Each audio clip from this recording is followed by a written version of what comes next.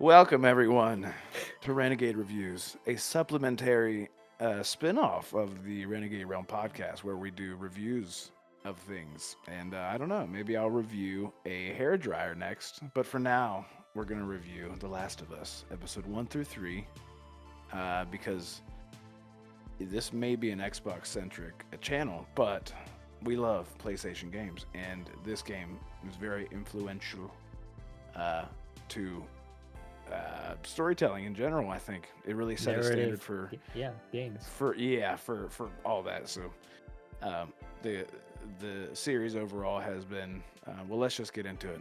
All right. So I want to start off. Let's just start off with characters all the way through because we're going to be going through everything up to episode 3. How did you feel about all the characters in general, as far as them being loyal characters, to do you mean like casting? Yeah, characters casting, just the delivery, just the faithfulness. How faithful do you think they were? Do you think they were better, elevated? Where it go? Just go. Oh my goodness, I don't think I could have done a better job at casting. I thought Pedro Pascal as Joel was a little weird at first, but it was something that I grew into. It wasn't too jarring. He captured the essence of that kind of broken Joel very well, I think. Yeah. Yeah. As far as all the other supporting characters go, even Ellie, I think it's important to remember that how people look is definitely going to be different from the game, just because the models are just a little bit different, and the way they look is going to be different because they are real life people. But in terms of the way they deliver their lines, like Sarah and Joel's chemistry was just muy bueno. Like, perfect. So perfect. Tommy, the way Tommy's lines were spoken was just like I could hear that just from the game. You know, it felt like he was just dubbing to actual game lines. Right. Yeah. And it was just so well done. I couldn't have asked for a better cast. And you feel that way overall, right? Just so overall, up to episode 3, I would say even everyone. Billy. Yeah. Same. Yeah. Because Bill, at first, I was like, am I not remembering right? Because I know he was goofy and he was sort of extreme. He's an extremist. He's a prepper. He's kind of all that way. But then I went and looked back, and I was like, no, they did. I was right. Okay, so there's nothing to worry about here. Mm-hmm. But I completely agree with everything you say. Especially just like the way that Joel carries himself. As in the beginning, he's rough and tough, but then he's jokey at the same time, and because he does have an edge to him, but it's not as sharp as it does become 20 years later in the apocalypse. But again, you were talking about Tommy. I could hear he has like this quippiness to him, like this quick, to him, whereas Joel is more like brooding and sort of slower with his delivery. Joel's just intimidating, and Tommy's more like he's scrappy, I think is the word for it.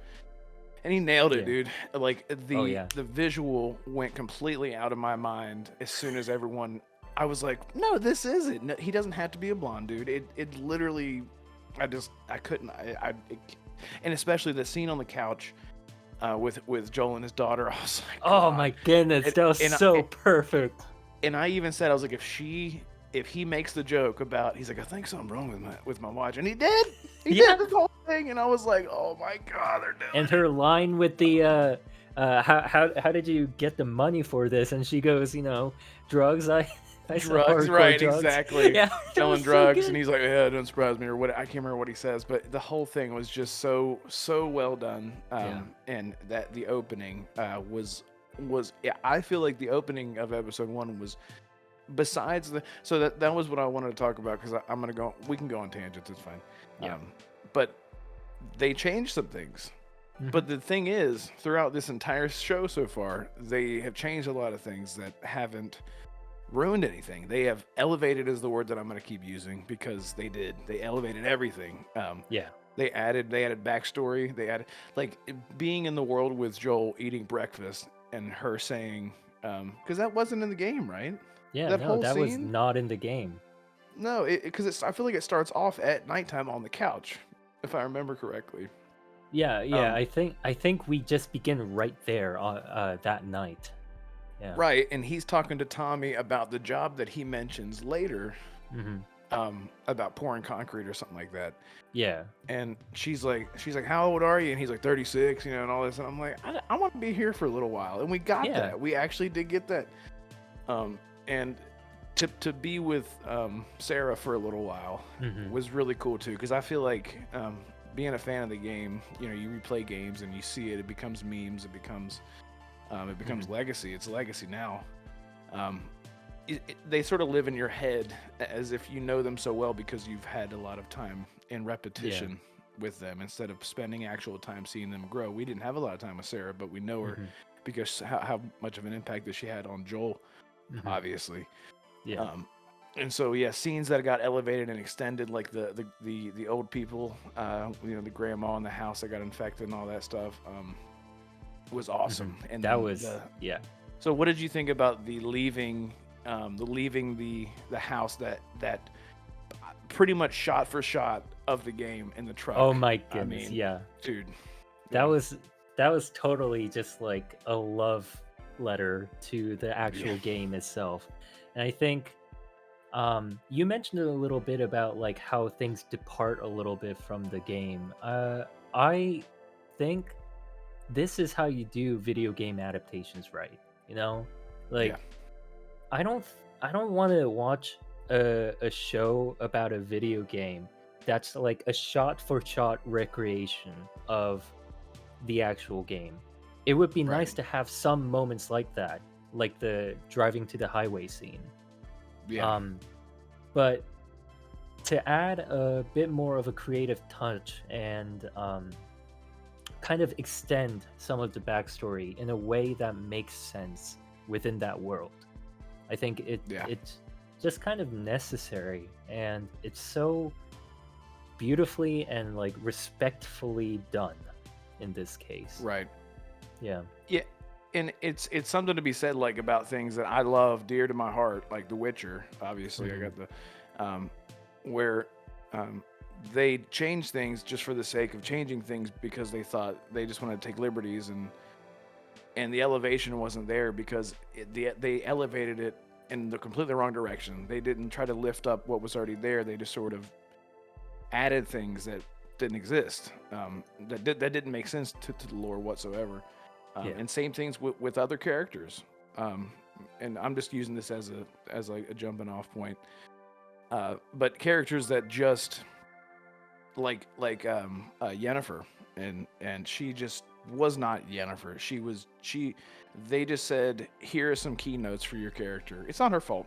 She's a great actress. Hmm. It's no one's fault either. Henry really was the one carrying the entire show to begin with. Um, but even Yennefer didn't feel like Yennefer. She felt like she felt childish all the time. You go 70 years throughout the season 1 and 2, and she doesn't change whatsoever. She doesn't mature at all. She doesn't become that very strong. She doesn't feel strong. She just feels whiny. And then Trish is the opposite. Trish is very like Tommy. She's very scrappy. She's not gonna take shit from anyone. In this, she was very submissive. She just didn't act like it. She just didn't Hmm. act like the character at all. But this, they said, we're going to have diversity, but it's not going to be for no good reason. It's because these characters can deliver, and it's because of the directing from the acting coaches, or how all that goes. Hmm. So it's something to be said about when you elevate a show, and you don't. It's something I thought like I never knew that I wanted, because I did always think that I wanted a shot for shot. Like I want to see Gears of War shot for shot, but I want to see it on TV. And now I'm like, no, I don't. No, I don't, because this Yeah. sets a new standard where it can be done. You can't elevate something by sticking to the lore, sticking to what made the character special and elevate that somehow. Add something new to it that exists. Because you have these 2 points, right? You have your character at the beginning and the character at the end. You can add, where they end up, so just take from those 2 points. Don't jump out of that space and go somewhere completely different. And Yeah. So something that I never knew that I wanted because I didn't think that it was possible. So characters nailed it. We can agree on that. Mhm. I think we agree. We might agree on Right everything. Yeah. So episode 1. Anything that stood out to you? Episode 1, like your takeaway moment. There's a So I lot. think for episode 1 itself, we begin with the story of Sarah and Joel. We go all the way up to Tess, Joel, and Ellie getting out of the Boston QZ. Out of that, I think the most notable thing that I thought of was this kind of theme of time lost to the pandemic, which I think was definitely accentuated due to the fact that we are still kind of sort of currently still in a pandemic. Oh yeah. Mm-hmm. And this idea of every single person being impacted in such a visceral way, just taking time away from them, time that Mhm. they could have spent with their loved ones, time that they could have spent caring for their child or having a good time just in general, that just being taken away from them, symbolized by the fact that Joel's watch is broken. And they bring Yeah. a lot of attention to that, and they bring attention to like a decade of music symbolizing different things. I think that really spoke to my heart. When they saw the child come up, they see that they were infected, and as audience members, we don't need to be told exactly what's going to happen. We see that detector turning red, and we know immediately what that means. We know that means the child is going to die. But the person has to be there, straight face, telling the child, it's going to be all right. You're going to take a shower. And that's the thing. We didn't need that woman going into another room and saying, David, I'm sorry, they had to die. And he goes, that's just how it is sometimes. It's like, you should just know, the scene should speak for itself, and it did. Those moments are awesome. And you saw it in her eyes. You saw it in her eyes. Yeah. So how that's credit to pained the that actor. was. That scene. You just knew, and that's the moment where you like look over to the person that you're watching it with, and you're like, oh, that's messed up. So that was your moment. That was one of your moments in episode 1. Was the man, that child was it. It killed me a little inside. Not gonna lie. The same child that Joel throws into the fire. Yeah. By the way, I didn't catch that until I listened to someone else review it, and I was like, oh, because the shoe, right? They saw the shoe, and he's like, it's a kid, and he's like, and he just does it because he's like, I gotta close my heart to this because I don't want to care about anything ever again. And that is Joel as a character. He just closes his heart to everything. He doesn't want to feel anything ever again because he's just so broken. Noteworthy that he hugs the child in a way that he last hugs Sarah as well. Right. Yep. Oh yeah, holding right. Yeah, oh in the holding position. I mean, there aren't a lot of ways to hold a small body, sure, but I think that is you could do the firefighter carrying, hold it by one leg, Yeah. Really dehumanize the kid, but exactly, just completely disrespect all human life. Yeah. But he still chooses to respect and understand that this is a child that died, unfortunately. Right. But at the same time, closes his heart to it completely because otherwise he would have just broken down, being reminded that this was how she went. Right. Yeah. That moment was great in a, you know what I mean? In a very dark way. Dark. In the world building, I loved the shots, and I'm sure they were in the game too. But it's something about stepping back and not feeling in control to really observe everything. These first 3 episodes, the whole show so far, the scenery is just like, it feels real. We were watching episode 3 last night, and I was like, look at the background of when they're walking on the bridge on episode. Oh fuck! I was like, is that? I mean, I know it's not real, but like, that's gotta be like Unreal Engine 5 or something. Like it was crazy. But there's a scene in episode 1 where, Fedra,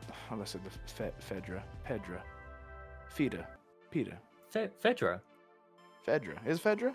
Yeah, Oh, Fedra. right. Oh, Yeah. Look at me go. There's a soldier looking over the street, and you see on the top of a building, and you see like the whole street full of people, and you're seeing like all these signs, and like actual signs, like the metal, like the aluminum signs that you see in your everyday life, and it just goes to show how established the apocalypse became. It became militant and normalized in a way. Right, yeah. It became very fucked, so for lack of a better word. Yeah. But it was like legit. Like, for example, I remember, I don't know if you remember this, during the pandemic, I remember walking into a Walmart in stores and seeing these actual official printed signs on the floor saying, please stand 6 feet behind. I was like, Yeah. what the fuck? Like, it hit me hard because it wasn't like someone just like posted with permanent markers. Like, this became real. This became like a real thing where people are paying money to do this. Like, it was insane. It's insane. It made it feel real. So seeing that, I was like, oh my god, that's it hit. Yeah, they had to make so a hard. production pipeline in order to mass produce these stay 6 feet apart signs. Right. That's that hit home hard because you walk into like a Dollar General, it's like the Dollar General COVID warnings. It's like it just became so real. So the world building from episode 1 especially was awesome. Anything else about episode 1 that stood out as far as just and Tess's intro was a lot different too. I think she shows up in the game. She just shows up. Yeah, she just Joel's knocks on the apartment. door. Yeah. Right, and she's not looking at him, and he's like, "Let me turn around." Yeah. And she turns around. She's got a mark on her face. He's like, "What the fuck?" And she's like, "It was Robert." Again, that's another thing. Robert is just already dead. Remember that? Yeah, by the time Joel and Tess gets there. Doesn't Tess is the one that kills her? Or sorry. Okay. Kills they catch Robert, up with Robert. Joel like breaks his leg or his hand or something, right? He breaks something. Like yeah. And then he's like, "Oh, thanks, Tess. I told you what you want to know." She's like, "Yeah, boom, boom," and she shoots him in the head. She kills him. But in this, he's already dead, and she's like, Yeah. Yep, there he is," because he's like, "Oh, that's Robert, right?" or whatever. Again, it didn't really affect anything because he didn't really have any effect. So I think they saved a lot of time focusing on other things, building up a character that was going to be part of the story, which is Tess. So they spent some more time, and I love how they like before Joel is reintroduced heavily, they're like, you're not gonna tell your muscle, are you, or whatever they say about him, and she's like, he doesn't have to find out, because people are afraid of Joel. They're like, you're not gonna tell him, are you? And she's like, well, and she's the one who's tied up. She's like, nah, I ain't gonna tell you, don't worry. He's like, okay. And it's like, for Joel to have that much impact to people are like, I don't want to fuck with Joel. So that I love that. I love that character really building, great character especially building, off-screen stuff too, where you're like, I can't wait to see more of the people. I love that. I'm trying to think of anything else that really stood out to me in episode 1. I think that was an important choice, actually, because if I remember correctly, this show was supposed to have 10 episodes, but they cut it down to 9, and they merged together the first 2 episodes into what is now episode 1. And I suspect that episode 1 could have gone a bit differently and ended with Ellie's introduction.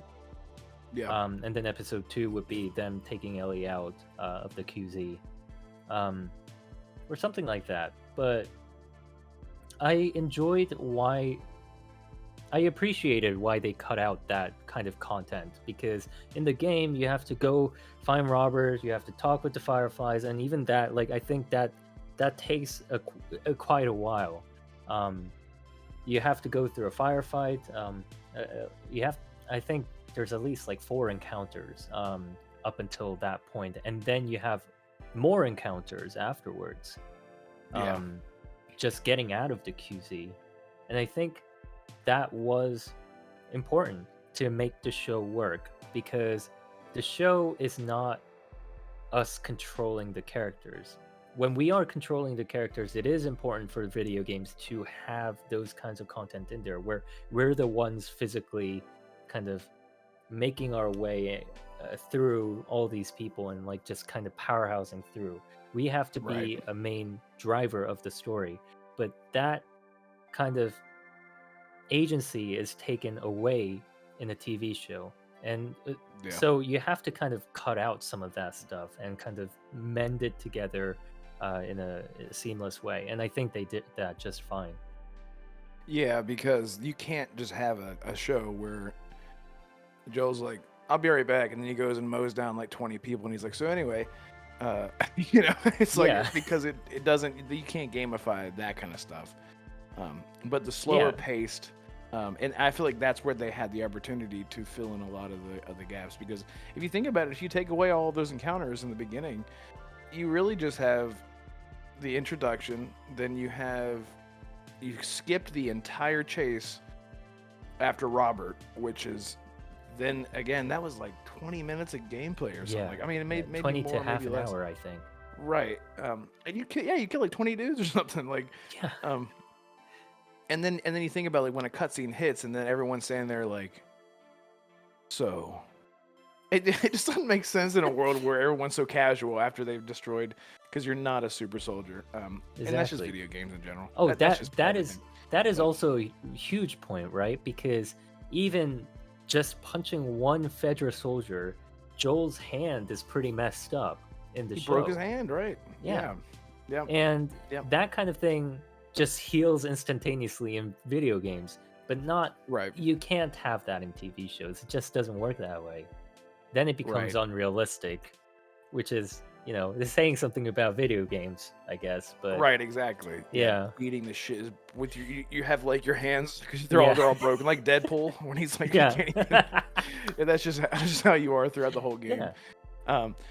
Oh yeah, so I guess that takes us to the end, the very last scene, I guess, if you want to go ahead and jump there, where it shows the guy that Joel was actually selling the drugs to, to trade for rations, wasn't it? Was it ration tickets or? Yeah, for rations. I believe that's right. Yeah. And he tells him, he says, "Don't come out tonight. I'm just letting you know, just friendly." He's like, "Why?" And he's like, "I wouldn't tell you this if I would just not tell you at all. Just don't go out tonight, because I know what you're doing and I appreciate what you're doing. But just trust me, brah, don't come out tonight." Well, they did, and so they have that encounter at the end, and I love that even the soldier's like, "Dude, I told you not to come out tonight." Yeah. He fucking came out, and Joel's like, "I never liked you anyway." He Yeah. didn't say that, but you could just. Joel's just like, "I have a thing to do now, so sorry." Mhm. And he beats that dude to death with his fist. And that was crazy. But before that happens, I jumped ahead. They did the thing where in the game, whenever they scan, so they got everyone down on the ground and they scan Ellie. In this, it was really quick, because it was like it went red immediately. It was like beep, and then Ellie was like, "Yeah," and stabbed him. Mhm. I think that was the exact noise that she made. She went, "Yeah." That was perfect. That was Good. Okay. Yeah, spot on. Fantastic. I could play. I'll just do the voice for. Yeah, for exactly. Last of Us 2. Yeah, Naughty Dog. I got you, bro. But in the game, it sort of held on that moment for a minute where they scanned, and the dude's like, "What the hell?" And he's like, looks at it. He's like, "What the fuck?" And then Yeah. she's like, "Nope," because she knows, like, I'm about to die, so I need to stab him. So that was a bit odd, but that was one thing I had to go back and look at, because I didn't know that I forgot about Tess being like, "Look, Joel, holy shit," and he's like, "Fuck!" I forgot completely that it happens in that moment, and Yeah. everything was delivered so perfectly in that scene. What do you think about all that? Did you No, like all I that? I agree. I mean, not much more to say about it, other than it is very. I think it's noteworthy how Joel reacts to that in the TV show versus the game, because I don't remember if Joel actually kind of like points his gun at Ellie in the game. Does No, he? I don't think he does. No, I feel like he's Right? just more like, "What the hell?" Yeah. He's just sort of shocked. He's not like, "What the fuck?" It's not like, Yeah, yeah. "Kill it." I don't think, but I don't know. But maybe I'm wrong. I don't know. If people are watching, people are Yeah. screaming at us right They'll now. they'll Calling us that's one way fake to fanboys. increase engagement, I guess. You're right, exactly. There we go. Just Controversial say takes. something completely incorrect and have them correct us And down be like, there. "That's a fact. That's Yeah. a fact. That's what we Yeah. do here, at Yeah, Renegades." that Yeah. yeah. Um, but anyway, so that was great, and I that think was a that was great. Yeah. perfect. Yeah, I thought that was a perfect place to end that episode, like cliffhanger, like yes. And by Mhm. the way, the show in general, I love that it is weekly release. I love that we get to have the water cooler moments and actually sit on it rather than it blazes by, everybody watches it in one day, Yeah. and it's done. I didn't used to feel that way until like The Walking Dead, I think is really whenever that started. The Walking Dead was every week what's going to happen, and you're talking about it all week long. And then they did the same thing with The Boys. I think the majority of TV shows on Amazon have done that. Yeah. So now HBO, and maybe HBO's done it the whole time, but I just got it recently because of Batman, because I have a problem with Batman, and the good kind of problem. We'll talk about that. We'll talk about that. Yeah, that'd be a good movie to review. Yeah. Yeah, so yeah, let us know down in the comments what you would like Sapio and I to review, because boy, we could get down and dirty with some things. We can dive real deep. Real deep. Yeah, we together. So episode 2. I'll let you take episode 2 away. How does episode 2 kick off?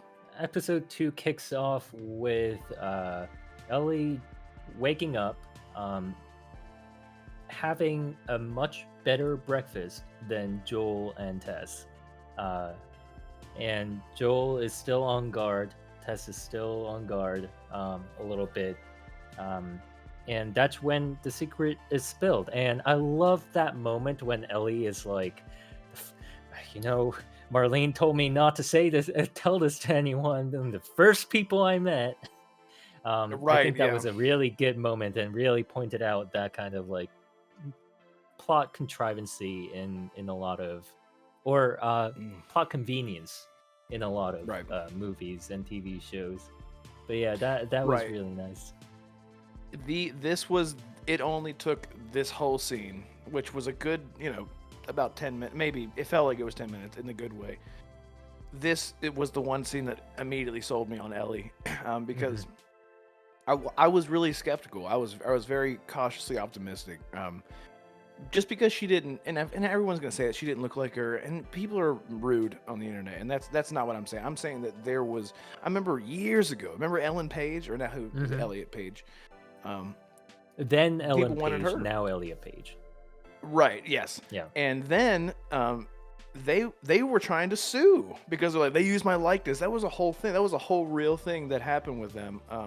But anyway, it's been so long now that there's many more actresses that could have played her that looks exactly like her. But it didn't matter. It didn't matter. Yeah. Look at Sarah. Look at anyone else. Look at Tom. Anyone.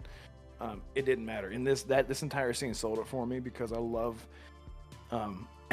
whenever in this same scene where Tess or Joel says something to Ellie like, if you start feeling weird or something, let us know. And she's like, and she started acting like she's like freaking out, and I was like, yep, that's Ellie. That is Ellie right there. Yeah. And then she keeps asking for a gun forever. Yeah. And she's like, I guess I'll just throw a sandwich at him or something. Yeah. So perfect, man. It is so perfect. Mhm. Just overall the scene, and Can I also I feel point like out this yeah, is yeah, like end of episode 3, but um I love how well they kept in line with the idea of a new generation born during a pandemic kind of thing. right, Um like she asks about airplanes, asks about hotels, dude. um Yes, asks when about she says Joel's complaining about. I guess we can just have episode 2 and 3. I don't care. Fuck it. something, yeah. Um, Episode 3. This is what we're talking about. It doesn't matter. But there's a Yeah. moment where he's like, "Yeah, first class," and they terrible service, and their Hmm. food sucks and all that. And she's like, "Dude, you got to fly in the sky," and he's like, Yeah. "Yeah, I guess I did." And Yeah. to her, that's But like so did amazing, they.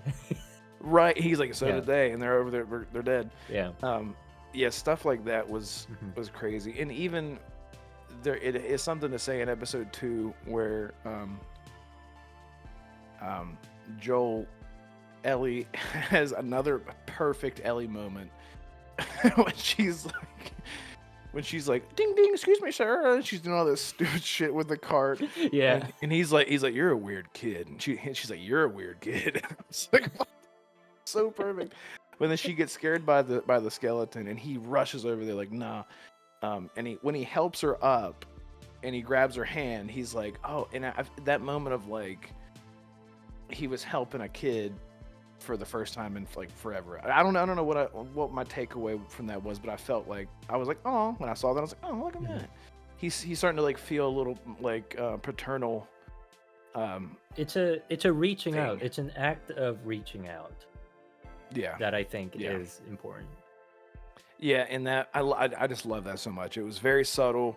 It was very like because his hand is hurt also, so he reacts like ah, but then he like looks at his hand and he's like, but they held on that moment for a reason. Like it was meant Yeah. to be like it was meant to be like Hmm. my fist is hurting because of her, but now I'm helping her with my broken hand. It was a lot of symbolism, and I love that all Yeah. the way around.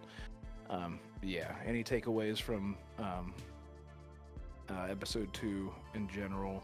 First thing that sticks out, because I think I Mm. have one, but I want you to go. So I'm a Bostonian. I'm a masshole, and I'm proud Oh, of that. okay. And I love how I don't think the skyline was perfect in terms of Boston, but they captured the essence of Boston. Um, Okay. you know, that huge like uh, g- mess of zombies that were in just this like common area. In front Um, of the building. yeah, in front of that building, I instantly Yeah. recognized that as Quincy Market in Oh, downtown okay. Boston. That is a real place. And to see that place so kind of like Like fucked. dismembered and Yeah. gutted Right. and just all around kind of teeming with like bodies, it reminded me of seeing Quincy Hall in real life because it is, Right. you know, it's teeming with bodies, you know. It's eerie, um yeah. yeah, It's like it's at the eerie. other hand is like me playing Fallout 76 in West Virginia, and I'm like, oh, look at this. This is nothing Hmm. looks any different. I'm kidding. I'm sorry for anyone out there in West Virginia. I live in West Virginia, but sorry. Hmm. Go ahead. Hmm. Yeah. So seeing Boston just in general was really really cool. Yeah, I just love the city. Right. Yeah. Yeah. They nailed that because it starts off in Texas, right? So then that takes place later in Massachusetts, right? Hmm. Is that right? Okay. In the Boston I always QZ, got yeah. that confused. I was like, it does the whole thing. That whole thing doesn't take place in Texas.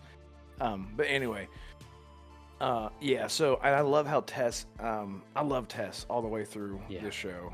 She felt so much more fleshed out because they had these much more intimate moments Yeah. with her and Ellie, and I loved her explaining the hive mind of the cordyceps. Hmm. They explain that really well because then there's a moment later on where you see that happen with the guy's hand. You see an infected's hand, and then they touch something, and then The they ground, know. I think. the ground. Yeah, it's like, and then they know, Yeah. and then Joel knows that they know, and he's like, "Fuck!" and he runs to the door Yeah. and like locks the door by going.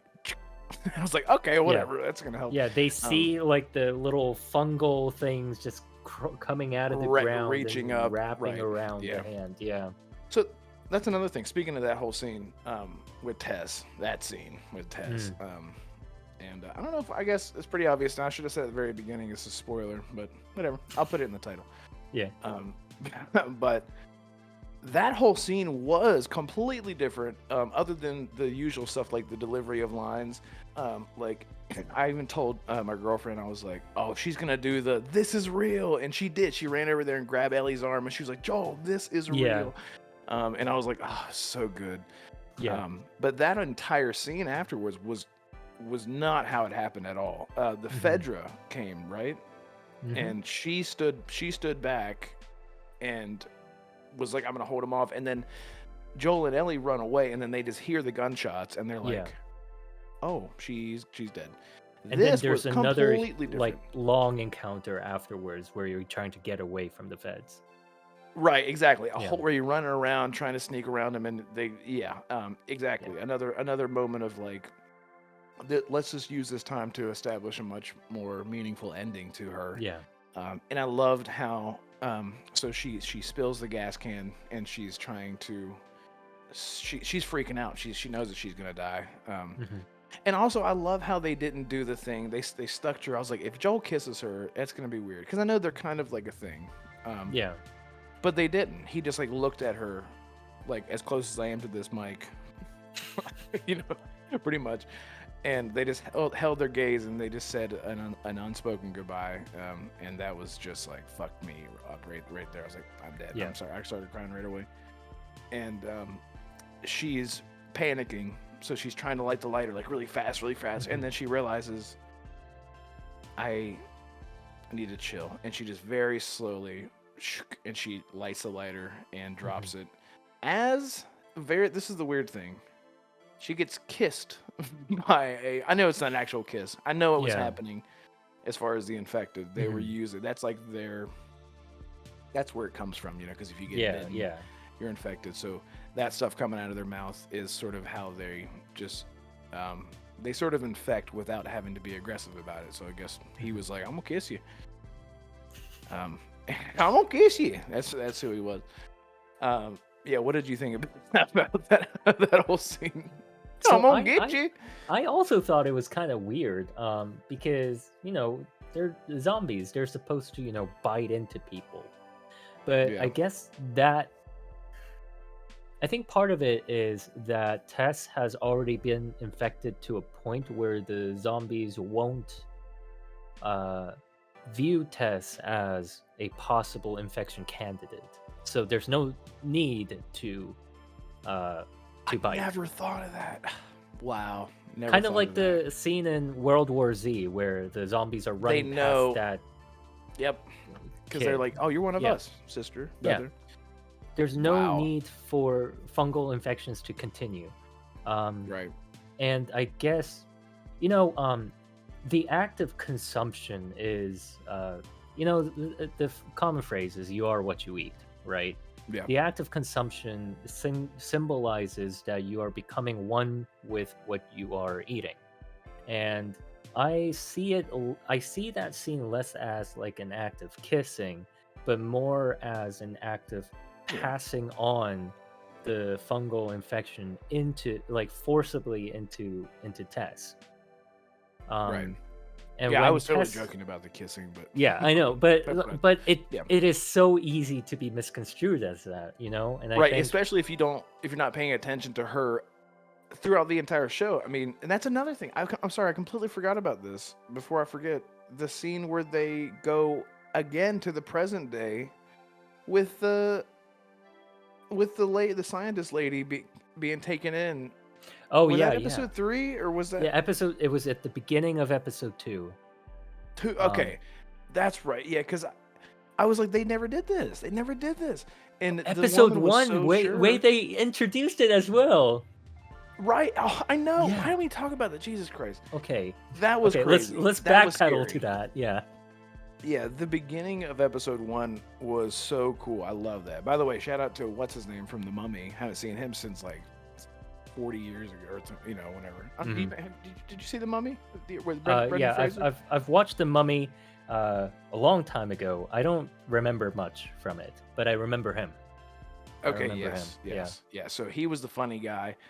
Yeah. Anyway, that entire scene was so cool because all of it is true. From what I understand, it's all. I mean, the whole thing has always been based on cordyceps with the ants and stuff like that. And I loved how they broke it down. And he talks about how he's like, in war we usually win. And he's like, well, what would happen if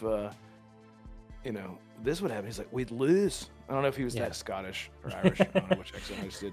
We'd lose. Yeah, we lose. But no, but yeah. it was so plausible, and the way they tied it in with climate change was very interesting, because it's not something you really think about when discussing ecology and environmental science. As a layman, of course, people who actually studied will definitely think about it, but the way evolution is impacted by changing climates and how it could impact cordyceps to potentially live in a host with a warmer body temperature. Right. Yeah. And then they talk about that, like, if the world becomes warmer, wink, wink, wink, like, global warming and all that. And I was like, oh, so that's because when the game was coming out, that was a big talk, 2012 and the whole end of the world, and it's getting hotter and hotter because that was one of the hottest years ever, which was just crazy. Coincidental because the game was in development for years prior, but that was ramping up big time. And the fact that they changed the year to be 2023 now. Yeah. And back then it was 2013, or it became 2012. Yeah, it became 2013. Whenever it was 1993 or 7 or something, something, whatever math makes sense. Yes, I guess it would be. It's 20 years. Anyway, love that. Love the beginning. And then so then the beginning of episode 2 with the scientist lady being like, what the fuck, they had that whole scene with the woman in the lab, and her just losing her mind, and she's like, bomb everything.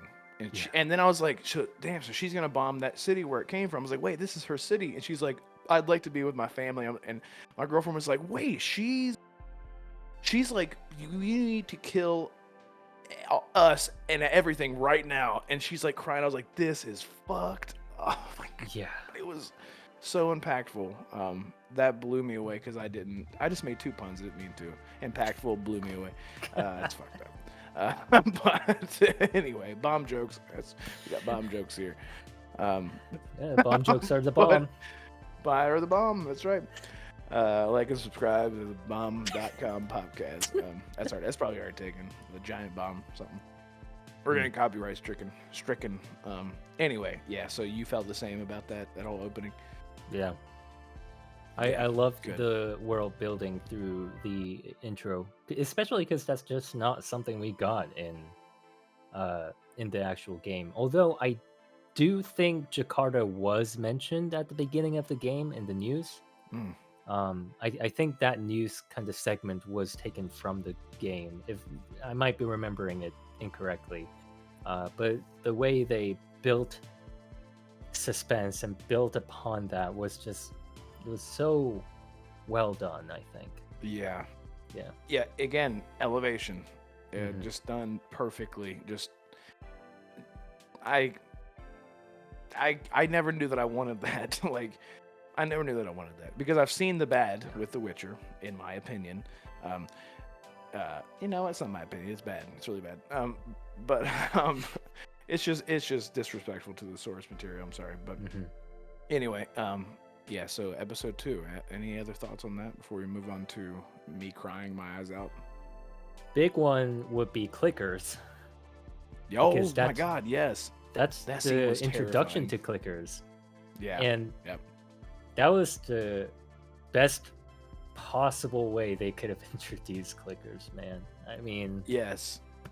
Yeah, so they're you hear the noise, and I love how it gets so visceral and loud and like sharp in your ear. The audio design was so good. And even like there's like a moment where Joel is hiding behind cover and you can see them in the background, sort of blurred out. Yeah. And their animations, I was like, I even said it to my girlfriend. I was like, "Is that out of the game? The animation is that like CGI or something?" I don't think it was. I don't think it was. I just think they just knew what they were doing.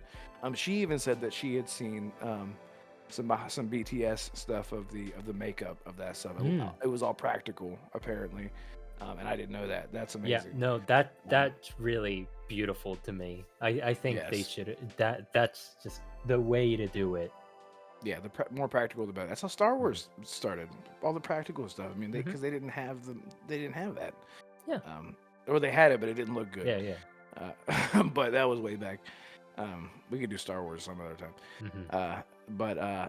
Yeah. So, I love how Joel has that moment where he's like telling them like they're blind. He's not saying it, but he's like trying to tell them like they can hear, but they're blind. And she's like, Yeah. "All right, I got you." And I want to go back and see if we actually saw, because that's when Tess gets bit. I want to go back and see if we actually see it happen. I don't Like I don't subtly. think so, because I was looking out for that too. In the game, it happens off screen. And I think Okay. it also happens off screen during the TV show as well. Because I mean, when Right. that happened, I just automatically knew, okay, this is the part where she gets bit. Yeah, so I don't think I don't think we'll see that in the show itself. Right. Yeah. That Yeah. wouldn't surprise me if they wouldn't go out of their way. I mean, maybe they do for like, 57,000 things that you missed in episode 1 of the Last of Us show. Yeah. You see those. But anyway, I'm sure I'm forgetting something. Anything else there? I will say I love how they built up the tension. Here's a big vocabulary word for the listeners: dramatic irony. Oh yes. Dramatic yes. irony of audience knowing something that the characters don't. And in this case, it's interesting because we have a dynamic where two of the characters know what's coming, and one of the characters do not. So no matter if you played the game or not, no matter if you know about clickers or not, the way they handled that scene and the way they ramped up the tension was just so well done. Yeah, they nailed it though. Even though we've seen them as Mhm. people who have played the game, we've seen 100 of them or more. Whatever. It's still scary because in the game, you're dead. If they get you, you're dead. There is no get off me, and they're not like zombies. If they get you, you're done. Yeah. So that's why even when I was watching the scene, I was like, I know no one's gonna die, in this moment. But I was still like, fuck, Yeah. because they have a legacy. They have a reputation to live up to, and they look so good, dude. They look spot on. Like there wasn't no liberties taken. Like maybe the clicker should have big noses or little ears or big buck teeth or Big something. Like ears. they didn't do any of that. Big ears, little Yeah. teeth. They didn't do any of that. They stuck exactly what it was supposed to be. Yeah. And it was so good. Yeah. So I think, was it episode 2 where in the beginning Ellie asks them if there's like a bloated zombie as well? I think it was when they were walking on like the highway. Ellie asks them, have you killed a lot of them, or stuff like that, or like, does it bother you that they were once people? I She think also isn't asks, isn't that episode 3, the amazing moment, episode 3, where they are sitting. No, that's episode 2. That's episode 2. I completely forgot about that part. In episode 2, when Tess jumps up into the window, before they go up onto the rooftop to see all the infected down below, she's oh like, yeah. she's like, I'll go up, y'all stay here. And they have this. Yeah. I said to my girlfriend, I was like, I want a poster of this, because they're like sitting, the lights coming through this little crevice, Yeah. and they're just like sitting there looking down. It was such a pretty scene. Mhm. But she says to Joel, have you ever killed any infected or whatever? He's like, I've killed a whole bunch. I killed a fuck ton of, pretty much, like I've killed a fuck. And I think that maybe that was the scene where she said that, does it bother you or whatever? And he's like, enough questions about me. Stop asking questions about me. Yeah. And then he's like, she's like, well, or then she says something like, where are you from? And he's like, I'm from Texas. That's where this is. And she's like, I went to school. And he's like, all right. And then he says something else to her. I can't remember what he says to her. And then she's like, oh, is that where blah, blah, blah? He's like, I thought you went to school. She's like, Oh, it's yeah, not a yeah, very yeah. good school. Yeah. I love Oh, that. I think it was something about how the infection started. That was in That's beginning right. of episode 3, and Joel tells him I might be about crossing them. about stuff. Yeah, and she Yeah. said something like, it was a federal school. They don't teach you how they failed to stop the pandemic. Right. Yeah. Right. Yeah, because they just know what they know, and they don't want to teach the kids. But I don't know. I love, again, world building is is amazing, impeccable. So all right, well, do you want to move on to? Let's go into the real tearjerker. Okay, episode 3, man. The way they began that episode was really well done too, I think. Oh yes, and I was like, oh, it's gonna be a Bill montage, and it was, and it was so well done. Because Bill, Nick Offerman just killed this role, and his range was like, I'm like, dude, he is going to get roles after this because, dude, I mean, he's a comedian, he's a comedic actor, or at least he's been typecast as that, and which is unfortunate because now in retrospect, it's unfortunate in retrospect now to see his range in this because, my God, dude, just thinking about it, I'm trying not to like, it was insane. And as I'm watching it, I'm like, I was like, we're almost like halfway through the episode, and it's like, when is this taking place? Like, this has to be during everything else is happening, because this, and then I realized they're doing it again. They're elevating. This never happened. We never saw this, because we never see Bill again. We never saw Bill again in the game until... I just don't remember that. I don't remember it at all. I don't think it was ever part of the game. And I know some people were saying, very few people, like 10% out of 100% of people were saying it's filler. Totally disagree. This was... Hell no, yeah. It was, for me, the more I think about it, it really showed the meaning of this apocalypse in this universe, and how finding meaning was sort of like the entirety of this episode was my takeaway, was finding meaning, finding purpose, finding love, and trying to find a life again. And it was just, all right. So what did you think? Just take it away. Okay. Just go. Gosh, there's a lot, right? There's a lot to unpack. Let's start with the very beginning, Cumberland Farms. Which is a real place, and I believe that is the real logo that they have at Cumberland Farms. But 10 miles out of Boston, you won't get scenery like that. That is something that needs to be criticized about. That's like the one thing to criticize about that episode. Okay, gotcha. And then Ellie stabbing the zombie. I think that was a very interesting moment. Showed Ellie's absolute disdain at zombies. And I'm getting chills. I know you can't see it, but when I saw that, I immediately had like PTSD. I was having like flashbacks to The Last of Us 2.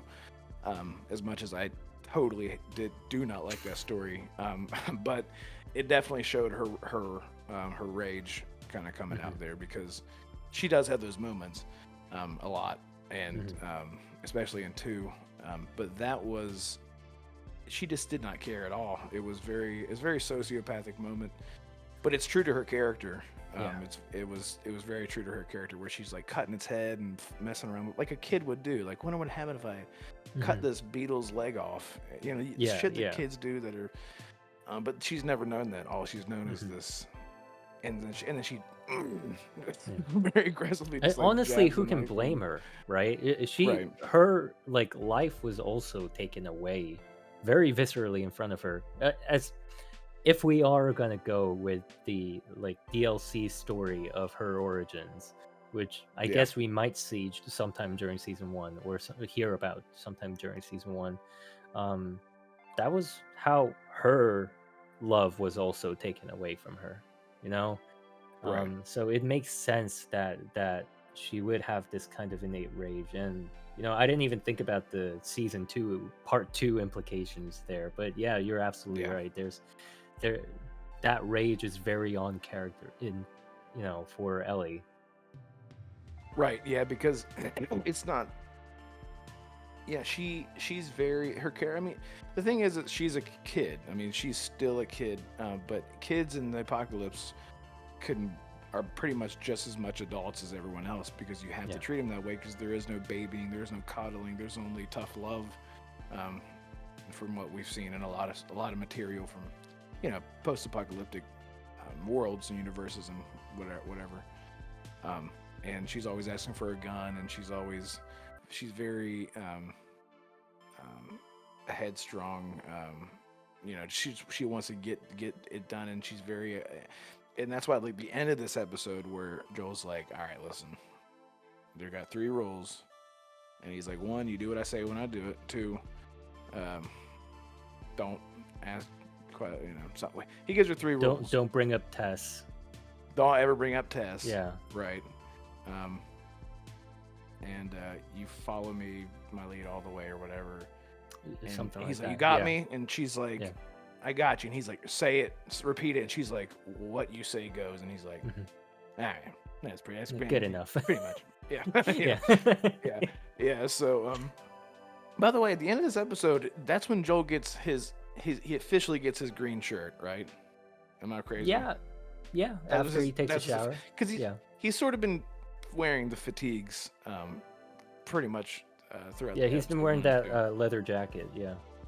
Right, and then he gets his actual plaid green shirt and all that. Anyway, I don't want to jump around too much, but I guess we can sort of cast a wide net over this episode because I didn't. So we have the Bill stuff. We showed Bill being a loner, and he's a prepper, and he's a survivalist, and he don't need nobody. He don't need no man. And this was so cool because I didn't actually see this coming at all because we never saw this side of Bill. Yeah. So I thought it was interesting to see.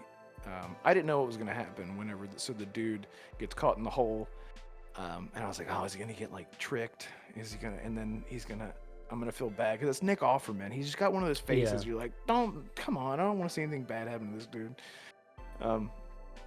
But it didn't. It turned into a him being like, all right, I'm gonna give you some food and you're gonna get the hell out of here, And it sort of started coming along, the relationship building there when the piano stuff started happening. Did you see that coming at all? Well, so when Frank said his name, I knew this was gonna be I didn't know what the rest of the episode was gonna hold, but I knew basically that this was Frank from the game. Oh my God, you're right. That was because he mentions him, right? Yeah. Oh my God, I'm a fake fan.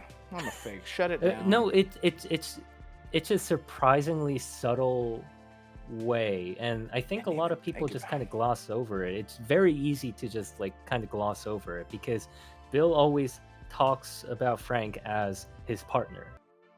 Right.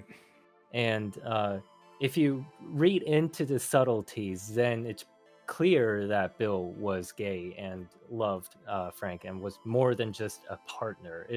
Right. I guess Frank was like a partner to Bill, much like Tess was a partner to Joel. Right. In that same way.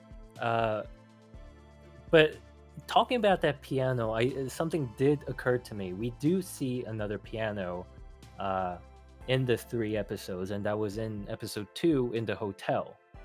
Yep. And we see a flooded area, right? A flooded piano. The frog jumps on one of the keys. Hmm. Yeah. Yeah, and I think that's important because music is it's kind of like it's always been there throughout human societies, um, and just it has a way of connecting people together. And to see that Joel and Ellie encounters a damaged piano in that hotel shows the crumbling of society. Contrast. Yeah. Oh, okay. Sorry. Yeah. Yeah, exactly. It's a complete contrasting moment because on one end you have a very damaged, swamped piano that's not been cared for by anyone Joel. for a very long time. Yeah. That's Joel. On the other Ellie. hand, You could, yeah. and Joel or Ellie, and then Right. you also have Billy and Frank, who has a cared for piano, well tuned, and you can create music with it. Right. And so I guess in a way, great Billy analogy. was more prepared to create a human connection than Joel was. Right. Yeah, he had that separation for long enough to say, "I'm ready." You know, if you're Yeah. alone for a long time, you know, I mean, you know, eventually you're like, I could probably have a friend, you know, or Yeah. whatever. Just Or because more. of whatever you've been through. Or hey, right? Maybe he wasn't even gay. He was like, "Man, this is the best I'm gonna get." That's messy. I'm kidding. Um, he's like, "I'll take it." So yeah, so that I guess we can just kick off, and now we can throw the wide net because throughout this entire episode, it was so many things happened, and they had their moment where they went and slept together, and then it was like 3 years later, and he's like, "Where the hell are you?" And they're fighting like a couple, and he's like, I was scared that was gonna be the moment when Frank walks out and Billy he never dies sees or him something. again. Right. Yeah. Every time I was like, he's gonna die, and Bill's. I just don't want Bill to be sad. I was like, but we get it either way. But yeah. So that was those moments. Those moments kept happening and happening. And then he had the moment of like, I'm gonna show you something, and he took him and he showed the strawberries. And that moment made me cry because they're strawberries. It's the same thing with Ellie talking to Joel about the plane and being like, "Dude, you got to fly. No one will ever get to fly again, ever." So you're over here bitching about the food and the service and the uncomfortable seating. Yeah. I won't ever get to fly. And they had a strawberry, and it was like the best thing in the world. Like they got to have that moment because it was the like strawberry a rare was thing. also very red, which means it was very ripe and very sweet. Very sweet. Yeah. Right. Exactly. Yeah. So that whole moment was awesome. Yeah. That Any also takeaways in between. Yeah, that's a moment that happens after those two meet Joel and Tess. Right. And those strawberry See seeds are younger Joel. gotten by trading with Joel and Tess, and Right. you kind of had that like classic husband-wife dynamic. Two husbands meet, two wives meet, the wives hit it off, and then Right. the husbands are kind of like pointing guns Exactly. at each other. Right. That was a Bill really was definitely fun- the husband of the two husbands. Yeah. And Joel was, That's so funny that you say that, yeah, because that was very awesome. Yeah, and then Tess goes off with him, they go skipping through the yard or whatever. Yeah. And Joel's like, "Get that fucking gun out of my face." And he's like, "All right, my gosh, sir." Puts the gun away. And Joel's side as a contractor comes in when talking about when bargaining with Bill, because he points out that some of the metal in the fence is gonna start, it's gonna deteriorate soon. He said they're gonna come at night. They're gonna be Yeah. quiet, and they did. But still, and Bill was like, "We'll be all right." And I was like, "No, you're not." But they were, and but he wasn't wrong. Neither one of them were wrong, because Bill's out there. Did you think Bill was gonna die right there when he got shot and he was on the table? Oh, they played it up like Bill was gonna die. I was so scared, 'cause man. He had his eyes like for a moment where he was holding like real still, and I was like, "Oh fuck, man!" And then his No. hands went numb, and I was like, Yeah, he was just kind of that's like, and I was how like, you die. "That's fucked." That's Yeah. fine. But then they cut from that moment to Frank being in the wheelchair. I guess getting some sort of, Yeah. deteriorating. I would think whatever something it might like have been. Parkinson's or something like Parkinson's, that. right? Yeah. That's exactly what I was gonna say. Yeah. And that's where shit started to fan emotionally. Holy fuck, man. And Bill was Um, limping that whole time as well after the Right. bullet wound. I thought that was a very nice touch. Very beautiful limp he had. No, I know what you Yeah. mean. Just to Yeah.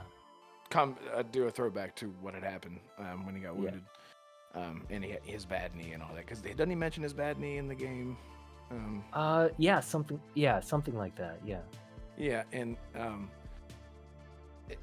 the moment they like love each other so much, and there's all these paintings of Bill all over the place, and Frank is sitting in the wheelchair trying to paint another picture of Bill, and he's like, I can't even do it. It's like I can't. Ooh. It's like so. Yeah. Trying to keep man, it together. And by the way, I'm a straight, for the audience, I am a straight man. Okay, understand? We are please. both. Yeah. Yeah. So and it wouldn't matter either way. But if you're sensitive to that kind of stuff, there was moments where I was like a little uncomfortable because, whatever. But I still. I'm still just had an not a emotional fan reaction. of watching people kiss in general. Like, Yeah, no matter yeah. the. Especially when you're sitting with your sex. family or something like that. Yeah. You're like, oh, let's just sit here in silence and watch everyone make out and fuck. Yeah. I don't like that. That's not ever a comfortable feeling. But I think they did it so to an this was acceptable especially, but- point in this and that episode, I though. said that too. Yeah. It was tasteful. They didn't have a Brokeback Mountain like thrusting and grunting, and they didn't do any of that. It was actually very, very human in a weird way. Like the first time that they slept together, Bill's reaction was like, it was just very like, that seems realistic as hell. Yeah. Because Bill's like, I don't know. I don't want to get into that. But Like, anyway, it did feel a little weird because it felt like we were intruding their space. right? It's like I shouldn't be here right now. Yeah. Like, oh, let me walk out of the Yeah. room. Yeah. There should have been like a closed door option on the Yeah. HBO menu or something. But yeah, like, do you want to walk out of the room or stay in the room and watch? It's like, I'll leave. But anyway, at the end of it all, I actually didn't know. So he has his disease, and he's like, I want to go. I want to go. And it throws back to that moment in the strawberries when he says, and he's like, what's wrong? Frank's like, what's wrong? And he's like, I was never afraid of anything until I met you. And I was like, fuck. Yeah, that. Oh man, it fucked me up because you feel that if you love someone a lot, like it's a real thing. You're like, you don't think about you have a lot less to worry about, a lot less to be afraid of whenever you're alone. But then you find somebody that you really love, and you're like, I'm afraid of like at least 500 new things now, because I want to protect you. I want to take care of you. That kind of feeling. And that was fucked. So then you go back to where he's telling him like, this is my last day. Because he puts him in bed, right? And then he wakes up. Yeah. And he's in his wheelchair again, and he's like, what the hell, dude? And he's like, couldn't sleep. He's like, I just can't do this anymore. I cannot live this way. I just can't do it. This is my last day. And he's like, no. God, in that scene where they're sitting there, Bill's on the couch, and he's like unable to look at him. Yeah, he was just like trying to like process this, and he couldn't. It turned into, I'm going with you.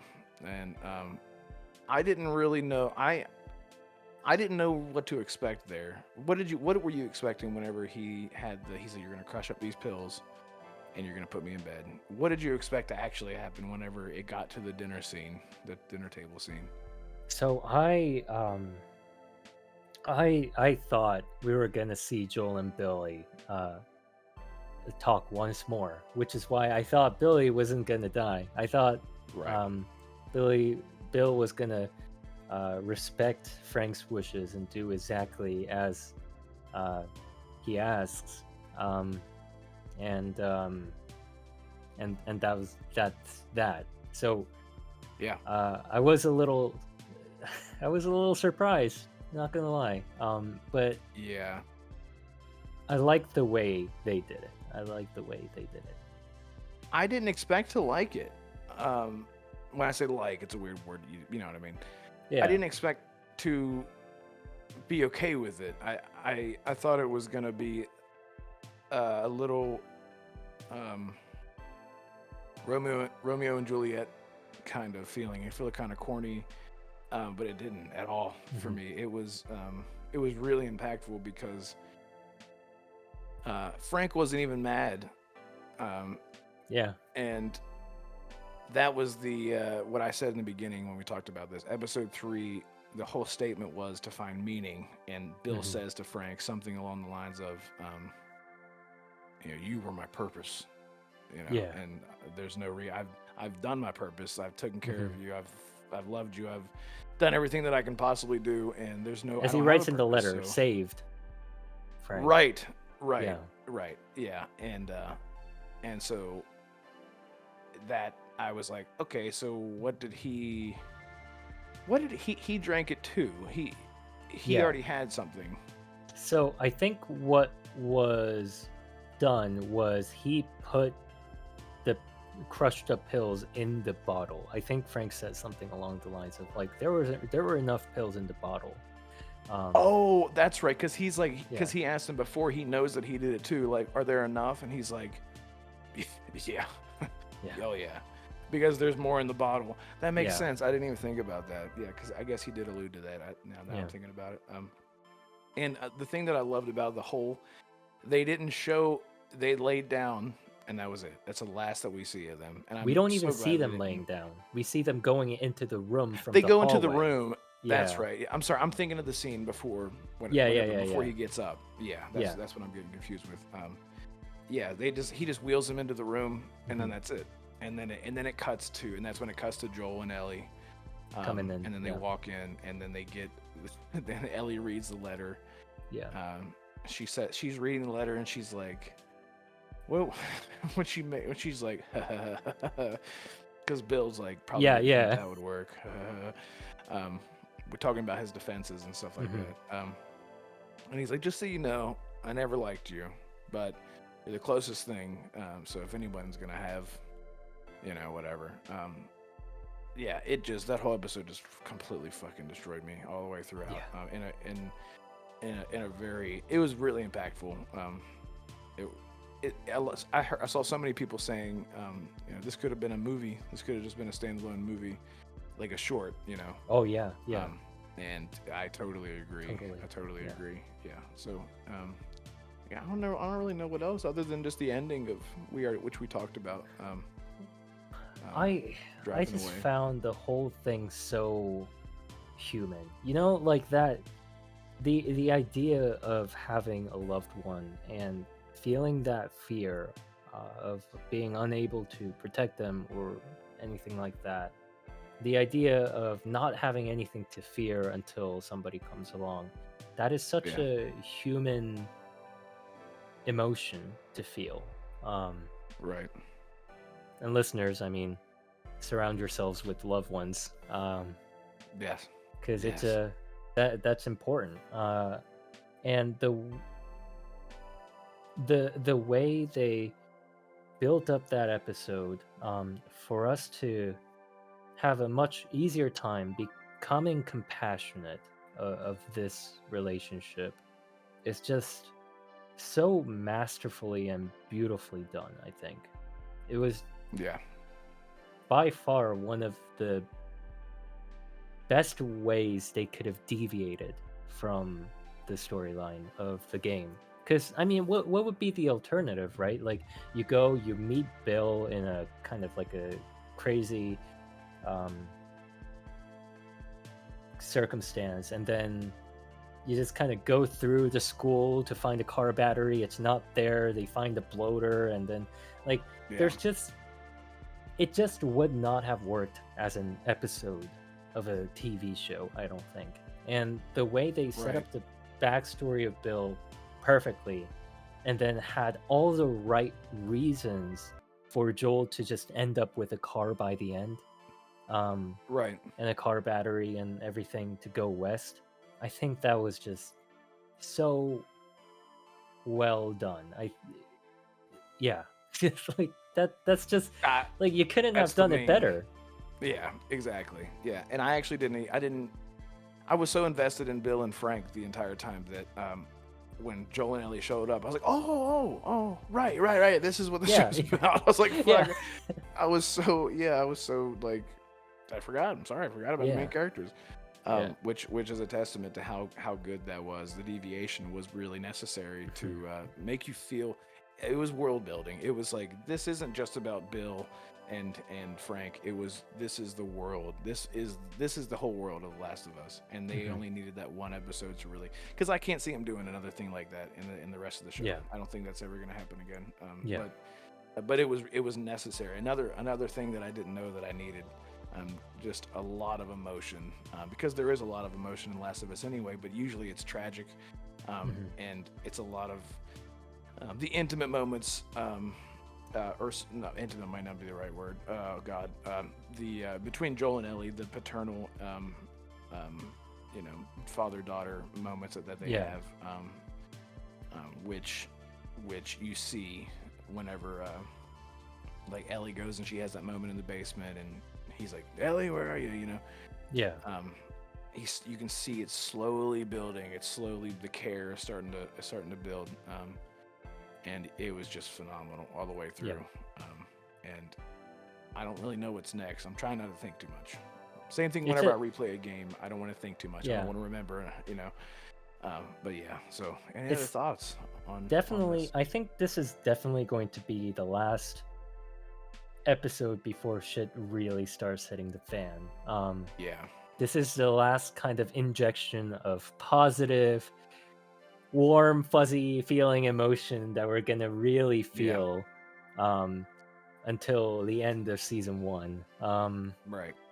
And The calm, crying, yeah, calm before the storm. the calm The before the calm. I storm. was trying to put Yeah, those two words together. Yes. yeah, yeah. The calm. Um, I don't know. yeah, and Yeah. yeah, and it just gives Joel a purpose, right? Like, it shows what Joel could have been. I think that's the most poignant point here, is that Joel could have had what Bill had. Right. It's just a series of unfortunate circumstances piled up for Joel to have ended up the way he was, and Right. unable to connect with humanity. And Bill kind of just says, use all of this to protect Tess, but Tess is gone. Joel has failed at protecting his loved one again, you know? Right. Right. Yeah, and that was the moment of he loses Tess, and then Bill loses Frank. What? Wait, who else died? Who else died in the because I was like, oh, it was someone died and then Tess died and then because it was his daughter and then Joel Tess lost and, the daughter, right? Joel lost Sarah. right. And then Joel was probably just heartbroken the whole time until he met Tess, and he opens up to Tess, and then Tess dies. Right. Yeah. The closed heart kind of thing that he's got going Yeah. on. Yeah. And that's why he said, don't ever bring Tess up again because I don't want to feel anything about her again. Yeah. I don't want to talk about it. Right. Oh, so- that too. Ellie says something along the lines of, "Don't blame me for something that wasn't my fault." At the beginning of episode 3. and he just gives her a nod like, I got you. Yeah. And I love that. I love that. I was like, see, this is the moments where just because she's a kid, the kids in the apocalypse are just like adults. Because they don't really have a choice. They have to grow up or they're dead, or they're all dead because they're kids, so they don't know how to act in an adult way, in a serious way, and not be scared of everything. So yeah, that moment, because he's like, don't say what he's like, I don't want to hear you say I'm sorry, or I don't want to say or whatever. And she's like, that's not what I was gonna say. Yeah, I love that. And then off they went to the. Yeah, she's talking about I've never been in the woods before and all this, and Mhm. yeah, the world. Ellie really doesn't know just what a started. seatbelt is. That's right. He's like, I pointed that out too. She's like, what? What? She's like, this is so cool. And I was like, oh my Yeah. god, this is so great. And he has to like reach over and he's like, that's how Yeah. you put the seatbelt on. Yeah, and he's, but I I actually agree. liked it better than how they did it in the video game because Ellie knew how to drive a car in the game, and I was always kind of like, would she Oh yeah. really know how to do all that? No, because there would be no Yeah. way because the Fedra has all that kind of Yeah. stuff.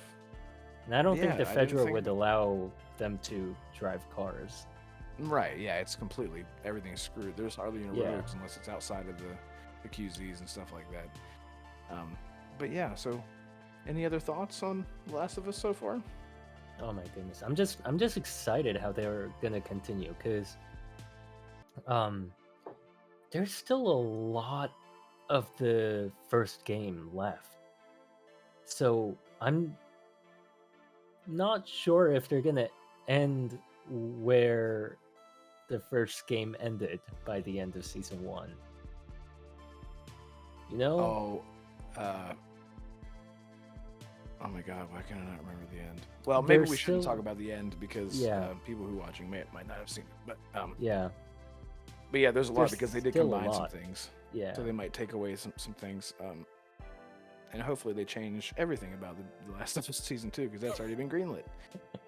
God. I'm just salty. I don't care. If you like it, you like it. That's totally fine.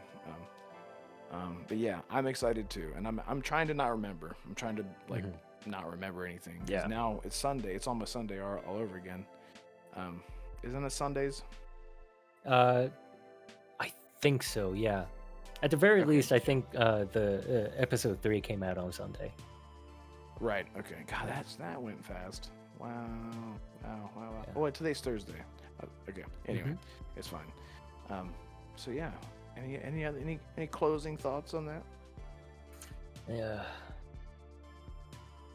Well, it's very easy to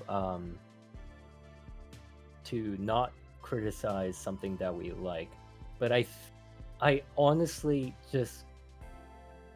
I just can't think of anything to criticize of The Last of Us, and unless Yeah. apart from some really like nitpicky details. Right. So far, I just have not been able to come up with anything bad to say about it. I'm 100% with you. I don't Yeah. exactly. It is nitpicky stuff. Like even the nitpicky stuff, I'm like, wait, wasn't that different? It's better. I'm like, it just like the Yeah. Robert stuff and the, all the little changes was an elevation. That is the word of the show. Is elevation all the way through. Mhm. Everything was just on a whole other level. It was amazing. So yeah. I think we're both in love with the show. If I was guessing, if I was taking a wild guess. Yeah. So we're gonna try to do more of these if it does well, and if it doesn't, then it's because I didn't make a good thumbnail or something like that. Because that's how it works. That's the only way that people wouldn't watch it again. I'm kidding.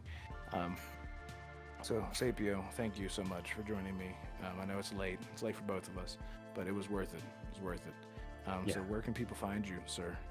I got a YouTube channel. I post a lot of variety of stuff, and I haven't posted in a very long time. But I have some stuff in the works. So Yeah, some content coming down the Mhm. tube. Nice. And that link will be in the description below. I didn't even intro you whenever we started. I was just like, let's go. that's fine. Yes. So thank you so much. And I'm Red Wolf. You can find me at Red Wolf Renegade on Twitter. That's just Red Wolf Renegade. It's just how it's spelled. No numbers, anything like that. None of that silly nonsense. And so thank you for joining us. And leave a like at the least and a sub at the most. That'd be hot. That'd be real hot. Yes. So thank you. Goodbye, everyone. Bye bye.